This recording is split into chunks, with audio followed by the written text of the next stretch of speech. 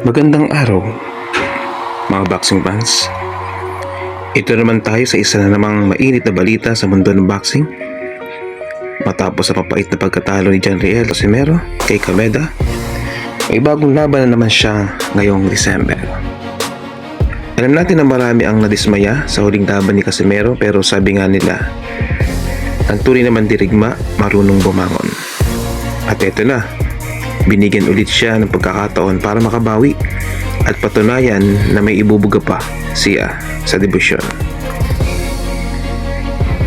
Kinumpirma mismo ng kampo ni Casimero na tuloy ang kanyang laban ngayong December, pero teka, hindi si Luis Nery ang kanyang mga kalaban, gaya ng mga unang rumors na posibleng makalaban niya.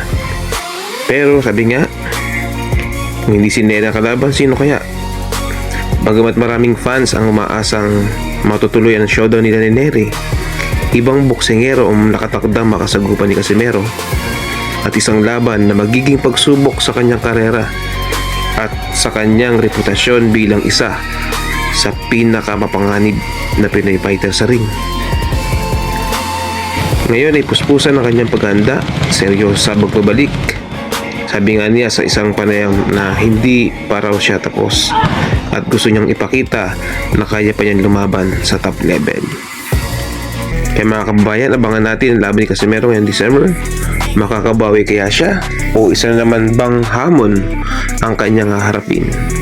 I-comment niyo sa ibaba ang inyong prediction at huwag kalimutan mag-like, share and subscribe dito sa Pangga Adventure Vlog para sa mas maraming Pinoy boxing updates.